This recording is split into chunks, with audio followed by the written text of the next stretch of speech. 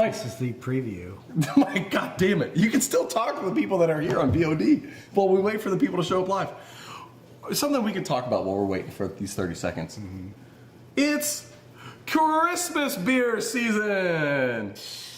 It's a week before Halloween, and we are drinking our first Christmas beer. Why is there not a Thanksgiving beer? Every beer is a Thanksgiving beer because that's what we're thankful for.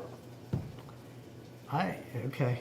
You like how I did that? That's sure. Good. It's a little good. Spin that on the lazy Susan, Mike. What turkey? What? We have done that in the past. We've done several really bad Thanksgiving episodes. Yes, everyone. All the Thanksgiving episodes. All the ones that we've done. We've tried different things and they've all sucked. Well, you know what I'm thankful for? I'm thankful for Owen and Nathan showing up first and second to chat. So welcome. I think now we can probably get started. Or is that okay with you? That's okay with me. Do you want to stare awkwardly at the camera some more? Yeah. We could? Welcome to another week of Barstool Perspective, where we give you the week's rundown in booze news. Cheers. Good to see you. I am and smoke things. I am excited to drink this Christmas beer. Man, it's definitely too early for this. Yes. I can feel it in my soul. It feels too early. My body's telling me no, but I'm going to enjoy it anyway. Mike, did you know there's over 70 different ingredients that could go in wine that you don't have to put on the label? Yeah, Freon's one of them. Well, the owner of Real Wine is here to tell you that those ingredients are really scary things. Like Freon. And his wine is the only wine in America that has an ingredient statement that just says grapes. Fantastic. He's a liar and a fearmonger. There's plenty of natural wineries in the United States. There's plenty globally. Yeah, I mean, organic wine as a whole, it's a thing. Yeah, it exists. Chode. Yeah. Also, your ingredient statement's not even right anyway, because what about fucking yeast, you dick? And if you really want to start breaking it down, why don't you list the water and the sugar that's found in the grapes and the alcohol in there and the flavor that's coming from the barrel and the wood. And what a fucking wanker. I mean, it's not bad. This is a thing that's been done with beer for a long time. I wrote this book called Cincinnati Beer, which, you know, is a terrible title. But Cincinnati's like big, you know, their big claim to fame in the mid to late, really kind of the late 1800s was we brew Reinheitsgebot. You know, we don't put that garbage and stuff in your beers. They're putting poisons in beers. Mm-hmm, mm-hmm. We don't do that. You know, it's pure. So it's a line of shtick that people have used recurrently for a very long time. Basically, as long as humans have been making and selling anything, they've been saying stuff like that. Yeah. He's not wrong. There's probably some stuff in that list of things that, one, probably just don't ever get used anymore. Right. Two, like, you know, whatever. It's stupid. We don't need to spend any more time on it. Let's move on to something more important. It's like, I mean, we covered that story last week. The woman that was putting Freon in her husband's wine. Yes. I mean, that's fine. Let's move on. I didn't know where you're going with that. Well, speaking of things that are totally normal and okay in this country, big business is being sued by the little guy. When will the little guy stop picking on big business, damn it? Anheuser-Busch, they're at risk of losing their whole company because Surfside is suing them for stealing their shit. I think Surfside is suing AB InBev. Yes, Surfside's suing AB. Surfside's the bad guys. Yeah. They're suing AB InBev. Absolutely. AB InBev is just trying to make a buck. Yeah, the lawsuit is over intellectual property, trademark, because the Surfside, you've drank that stuff. I didn't even know it existed. It's an abomination of beverage, but it's fine. I get it. But it saw this astronomical growth. It's a small company, and they're one of those companies that just hit the idiot bad taste lottery. They really did. They got lucky as shit, and I'm sure there's some savvy business strategy behind the scenes, playing the right game with distributors and sales.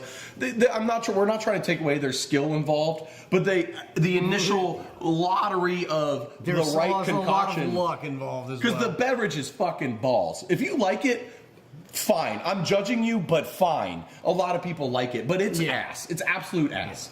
It saw like 350% growth. 700% growth year over year. It's insane. Yeah, so it blew up. The small company hit the lottery, and Anheuser-Busch did what they have done several times in the past now, which is come in and try to just rob from the small company that did well.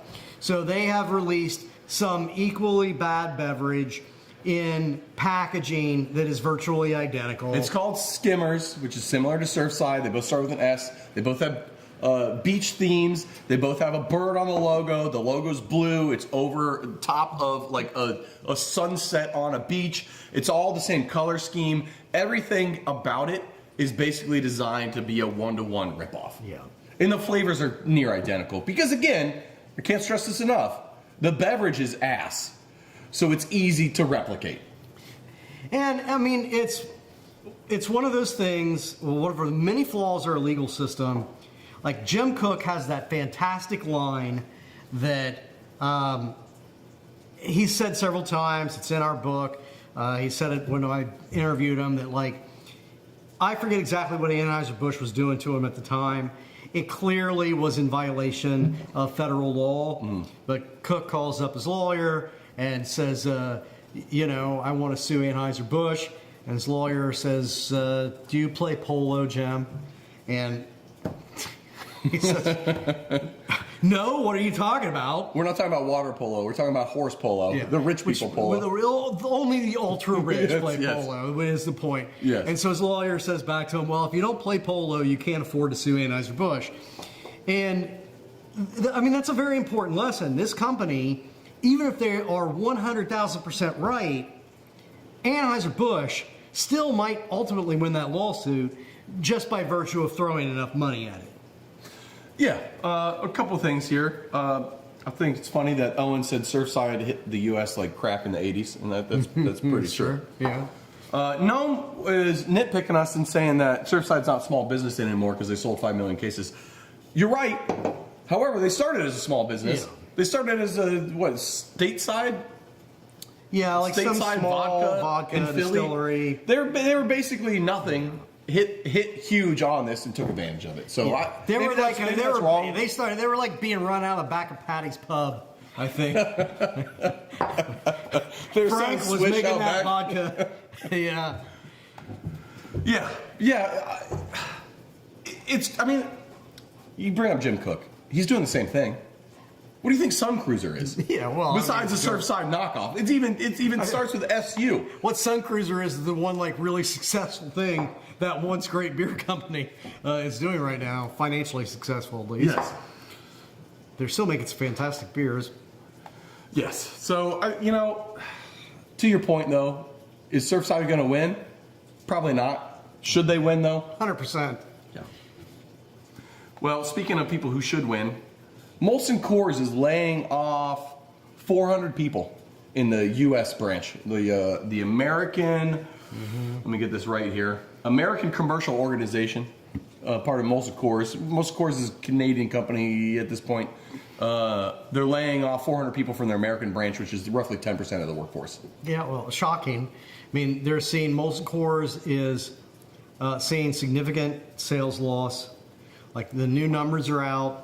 The biggest drop in sales is Molson Coors, and that has to do entirely with this trade war and the completely pointless stupidity that is behind creating these artificial barriers that's costing American jobs.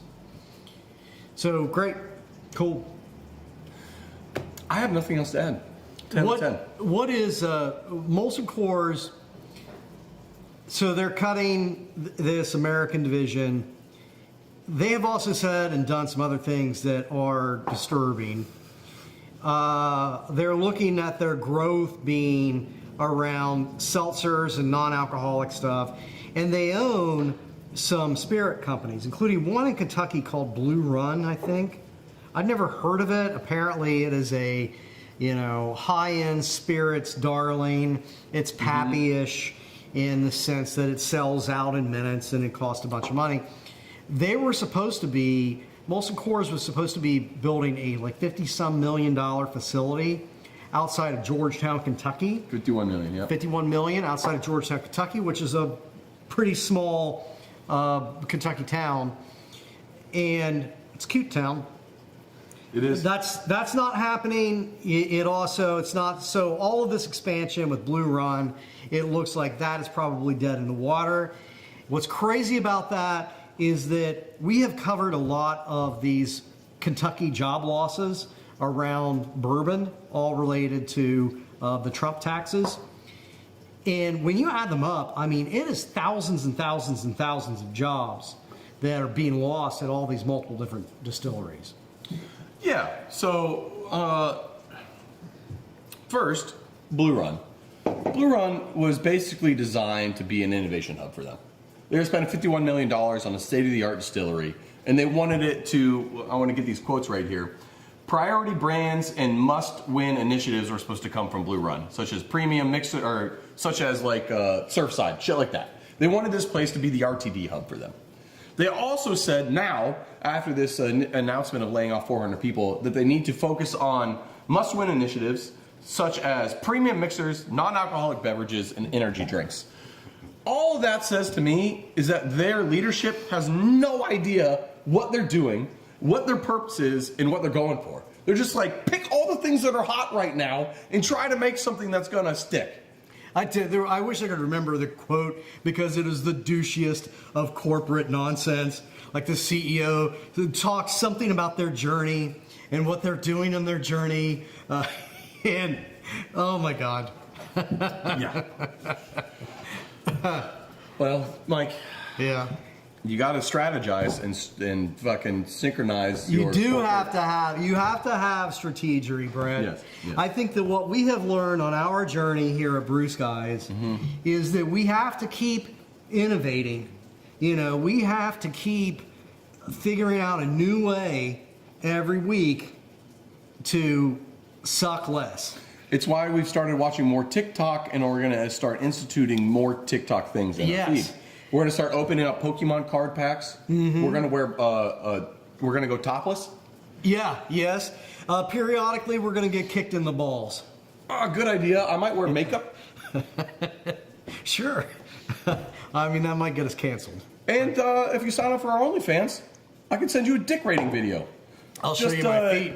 Email me your dick to danfennessy at 779video.com. And we'll send back a 1 to 5 star rating. Yeah. Anyway, speaking of Kentucky, Mike, you're right. There's been a lot of winning going on in Kentucky lately. We've done a lot of stories the last couple months about how Kentucky's not been doing so well on the distillery front. Yeah. We had the $51 million Blue Run thing that fell through. Campari Group with Wild Turkey cut 500 jobs back in February. In January, Brown-Forman laid off 12% of their workforce, which was 650 people. Diageo, part of Bullet Bourbon, cut a bunch of jobs in order to save $625 million. You can only imagine how many jobs that is. Independent Stave cut 110 jobs out of their barrel-making plant here in October. And Garrard County Distillery is closed in receivership. Luca Marino is in receivership. Georgetown Bourbon Limestone Farms Distillery is in a lawsuit with $2 million of lien. Nearest Green is also in receivership with $108 million owed. Mike. So much winning. I know. Kentucky is just winning, winning, winning. But I'm tired of the winning. You know what is really goddamn crazy though? Sazerac, owners of Pappy and Buffalo Trace, is investing $1 billion in new facilities. Okay, Pappy and Sazerac itself, but also what? What do they make that's really good, Brett? What do they make that's delicious? That's yummy? This is a drink of the season. The drink, Brett, that really is for Thanksgiving. I can only assume you mean egg dog buzzballs. God damn it. Buzzballs and Fireball. They love the balls, Mike. They do love the balls there, Sazerac. They're spending $1 billion on a new facility, $685 million of which is just in equipment. Now, what that tells me is that it's going to be state-of-the-art.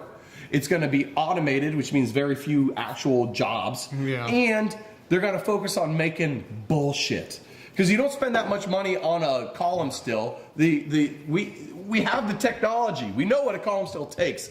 They're building some BS. Yeah. Yeah, we covered a while back one of those distilleries. I forget what it was. Never even heard the name of it. But the technology was pretty crazy. I mean, they were making a massive amount of liquid with like 2 employees. They're running 24 hours a day, everything fully automated. You know, you needed like a chimpanzee to hit a button every, 10 or 11 hours. You're basically sleeping for 8 out of the 10 hours, and then you do a couple laps the other 2 hours. Yeah. Make sure everything's working right. Yeah, it's kind of crazy. It's crazy that they're doing well. They're also investing $38 million to bring up an Indiana facility, more modernize it too. So like they're spending $1.1 billion on improvements over the next year. Is an absolute bonkers spend. And all of it goes back to, at one point, somebody told the CEO, the secret to success in this job is don't neglect the balls. And he took that to heart. He ran with it. And look, American success story. I think Buzzballs was started by a woman, if I'm not mistaken, and she made a shitload of money selling it, and they're making even more now. Crazy story. That's a success story. Yeah. What I just made up might actually be true, you know? Well, let's continue the winning train. Mm-hmm. Miter 9, makers of the famous Kratom drink. I have that for breakfast now instead of coffee every day. They have announced their defense plan because they're currently getting sued for making a highly addictive and dangerous product. They've announced their defense. Mike, as a lawyer, can you tell us what their defense is? I can because it's brilliant. I wrote it for them.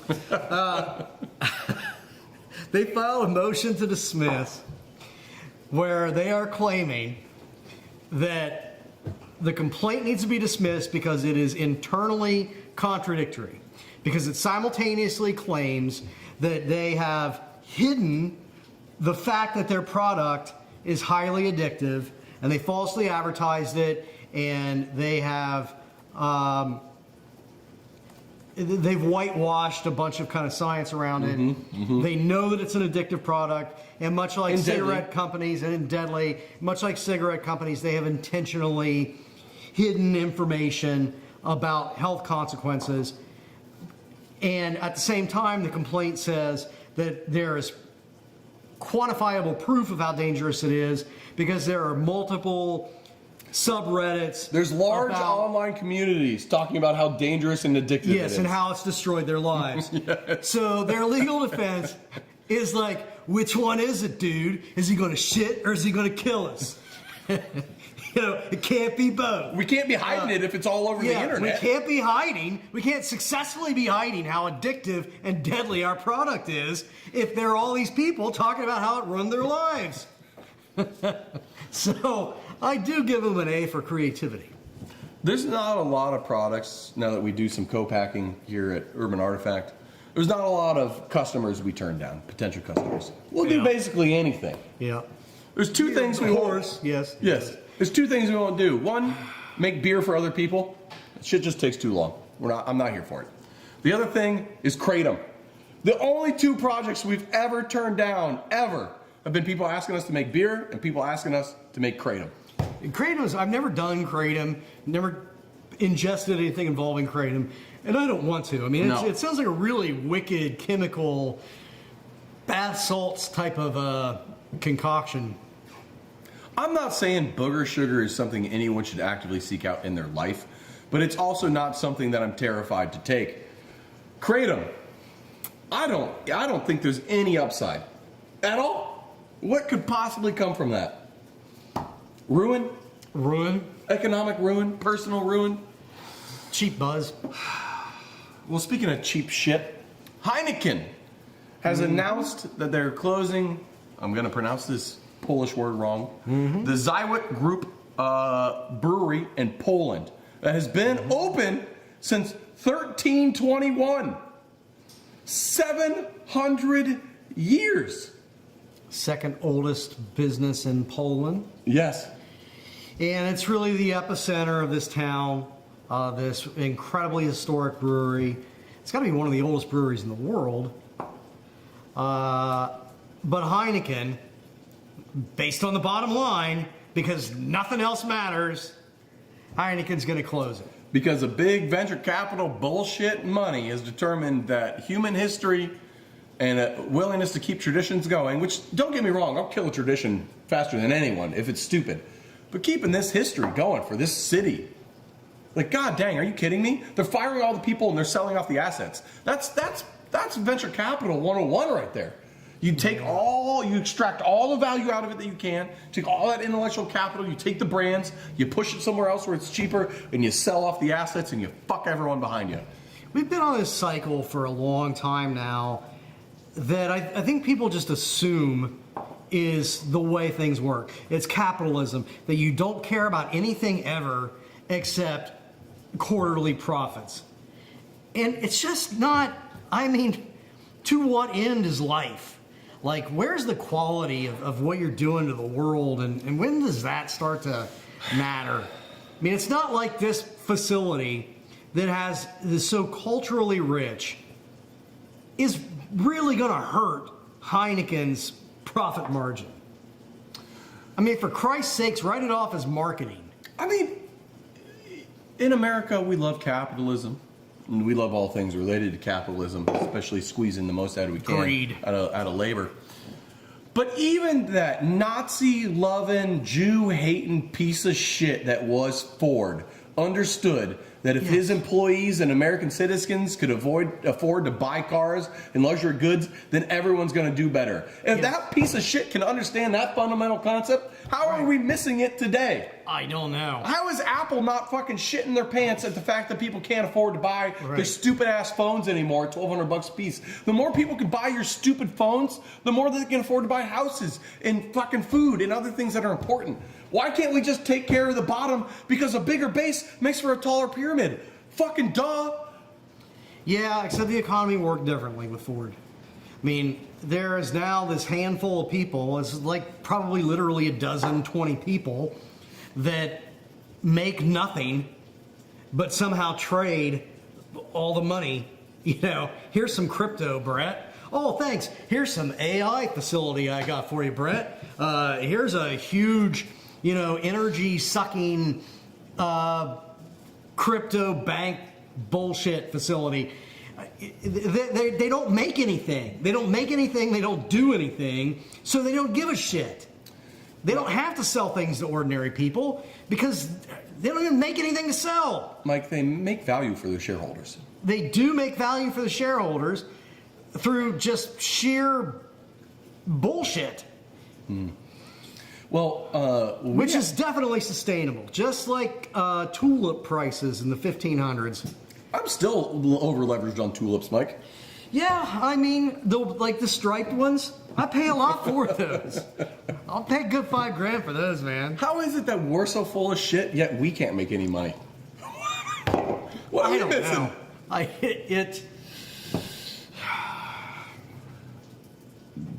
All right. I don't think it's morality. I mean, I think it just hasn't occurred to us yet to just be skeevy enough. Yeah. I already struggle to sleep at night. I don't think ripping people off is going to make me sleep better. But, Mike, last week, you may remember, there was a New York Times opinion piece titled How to Save Craft Beer, and it was all talking about make less IPAs and have less stupid labels. We loved it. We thought it was brilliant. Yeah, we torched it pretty good. This whole week saw a series of articles and announcements from people in the industry torching this article also. So I'd just like to say cheers for us being ahead of the curve. Yeah. Also, Mark Robichaux, fuck you. There's a lot of people getting hated for a lot of stupid reasons these days. It's nice, it's refreshing, it's old school to see a douchebag get hated for like legitimate reasons. Yeah, it felt good. Yeah. It felt good. This guy's like, I have an opinion, and the whole world collectively said, you're a fucking idiot. Yeah. That was a good one. I wish we could do that with more people. Mm-hmm. Hold some motherfuckers accountable. Dan, producer Dan, I know that you love RTDs. Mike's here to tell you why they're doing so well. Because you're stealing business from beers. That's it. That sums it up, right?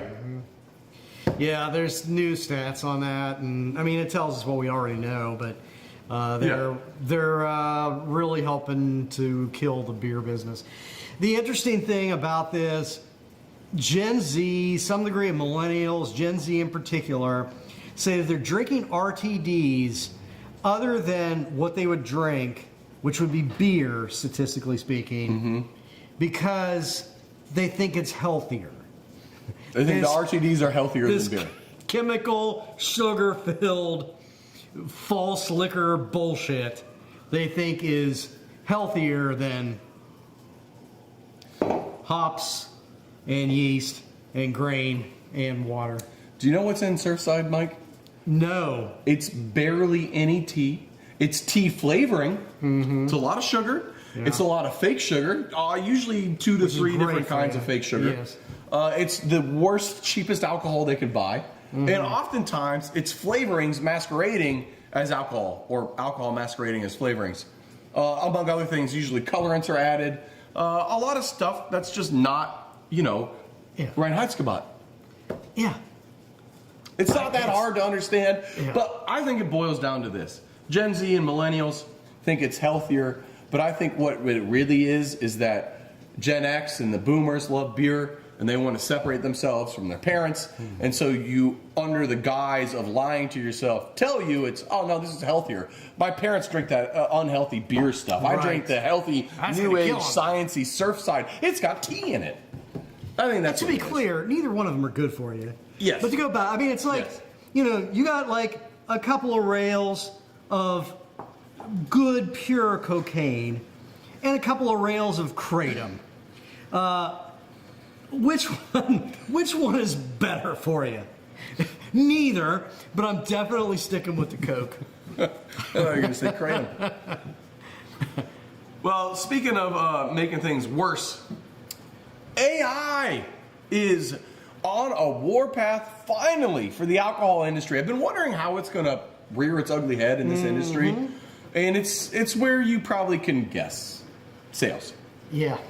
Now, this article is obviously a love letter to the power of AI. I don't know who wrote it, what their background is or bias, but basically, AI has been helping distributors cut jobs, but also increase sales by looking at the data of their sales and who's buying beer and when, and what they're buying when, and making deliveries to those people at peak times, and getting ahead of trends, basically. Yeah. It's helping them sell more with less people. Yes. But does it stop there? Is that it? No. Is that first of all, is that a good thing? And then second of all, where does it stop? What's the next step? No, I mean, they are seeing increased sales because they are highly targeting. They're using the data to very specifically target markets, sub-markets, individual stores. But we have talked in the past about the thing that caused us to really shit on that idiot who wrote that New York Times opinion piece about craft beer. Mark Robichaud. Is that it's not that breweries are, I mean, some breweries just chase trends. Yes, we've had a couple locally here. Yeah. Yes, but for the most part, breweries are making the things that they have to make either because their customer base demands it, or even more frequently if you're any size, because your distributor demands it, because the large retailers, your Krogers, etc., are demanding that you make what is already selling. So you're never creating the next thing. You're never creating the next trend. You're only feeding the existing trend. And failure is a part of innovation. Yes. Tesla didn't make the light bulb right off the bat or whatever. I don't know how that works. Whoever made the light bulb, doesn't matter. Point is, you can't innovate without trying. And you can't try unless you have buy-in from the retailers and customers to try stuff. Yeah. I mean, I can make weird shit in the taproom that's going to sell, but it will never sell in the marketplace. Yeah. So that's not a good, it's a good starting innovation hub.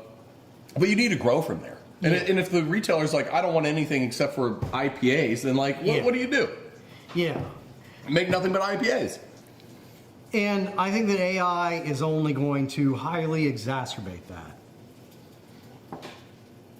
Well, speaking of, I don't know why AI got me thinking about this, but I had the worst beer of my entire life this week It was a local craft beer, local to here, Cincinnati. It was a pretzel flavored beer. Oh, just stop. It was a German soft pretzel ale or some shit. It was the most foul, garbage ass liquid I've ever fucking tasted. Made from one of the most respected brewers in the city, and someone who I personally really like and admire as a brewer. But god damn it. I mean, did it taste like pretzel? No, it tasted like buttered popcorn and ball sack. It was fucking terrible. And it just got me thinking, like, who put this out? Who buys it? And how do the decisions get made? And it's all because no one's actually trying it and using their fucking brain.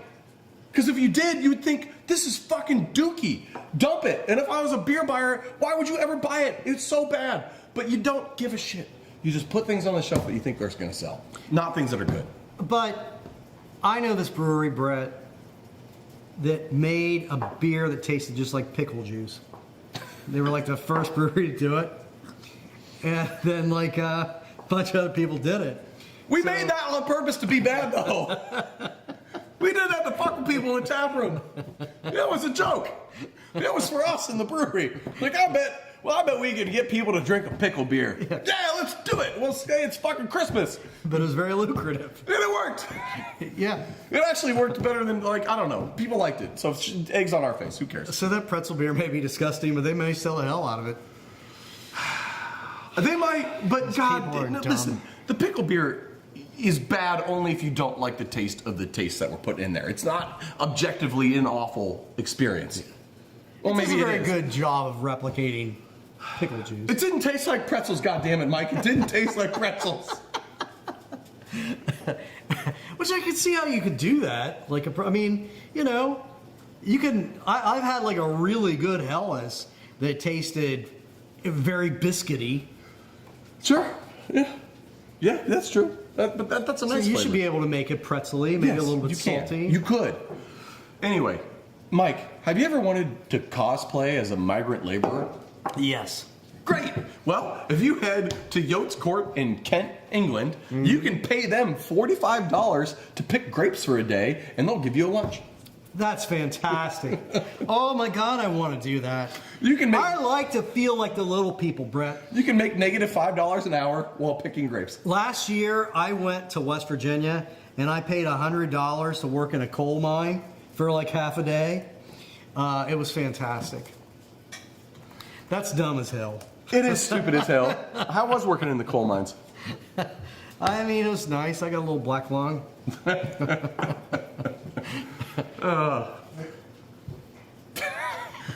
The UK has issued a travel alert to countries that are selling poisoned alcohol. Yeah?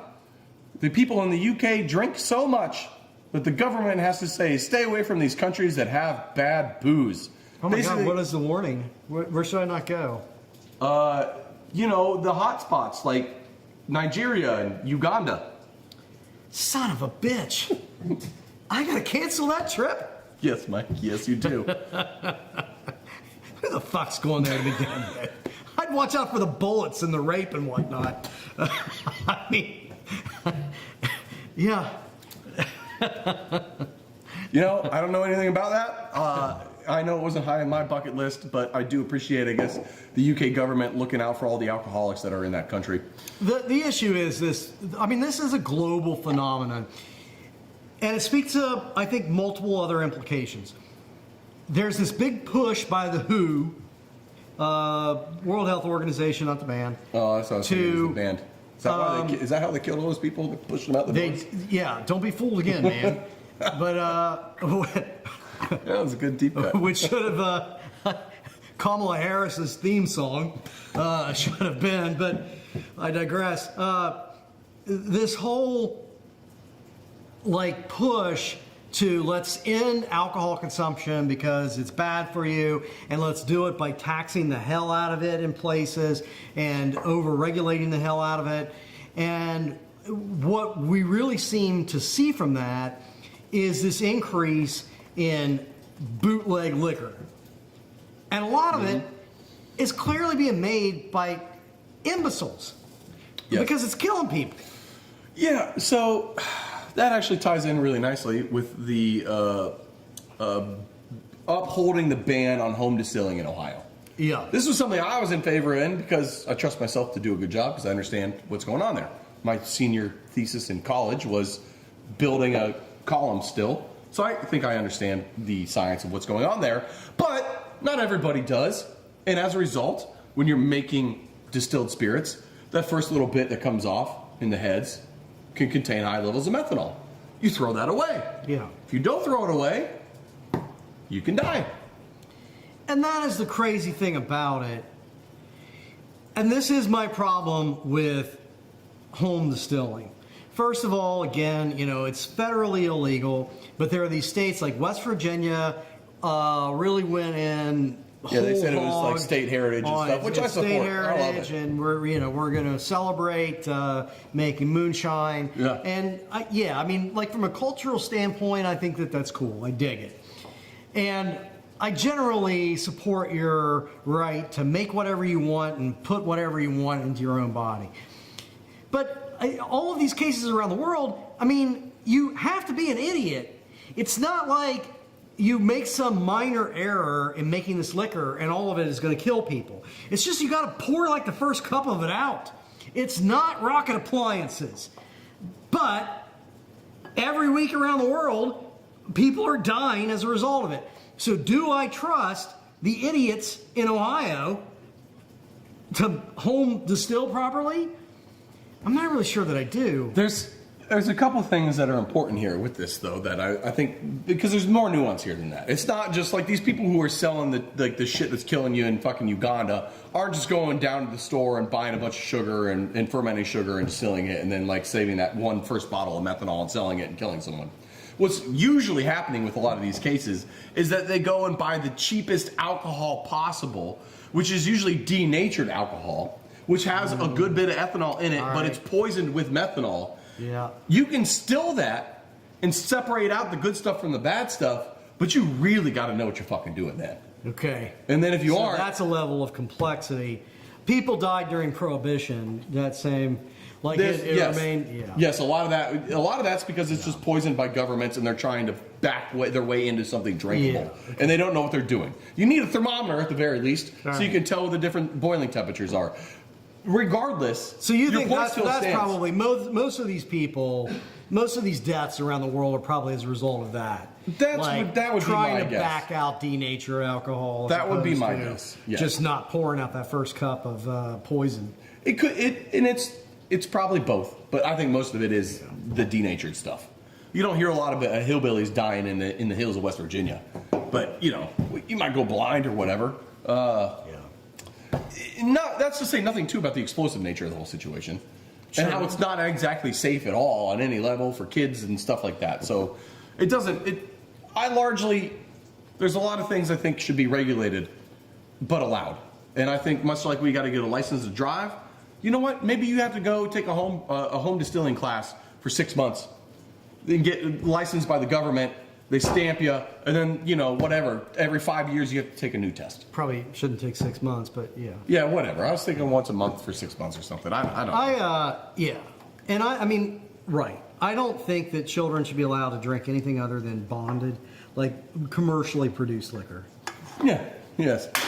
I learned a neat little trick from a buddy the other day.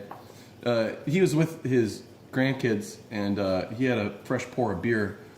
And he asked his kid, "Hey, you want a dip?" I was like, "Holy shit! He's giving this kid a lip of nicotine? This is amazing." But then his grandson just went bloop, bloop, and tried the fucking beer right then and there. I was like, "Oh my god!" Right. It's a brilliant way to teach your kids how to consume alcohol and appreciate the taste without having them fucking get drunk and.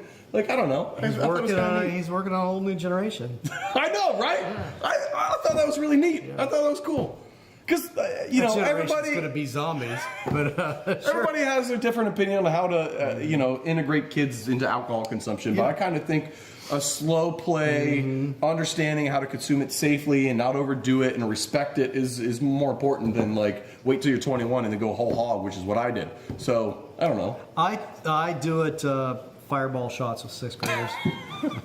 You wait outside the elementary school. Hey, kids! Yeah, tastes just like cinnamon. I've been doing it for years. I'm responsible for some trends. Yeah. Yeah, why do you think buzzballs? I mean, you're running a convenience store next to an elementary school. We gotta go. We gotta go. It's time. We love you, people. We'll see you next week if, the world's still around. I thought you were gonna say more.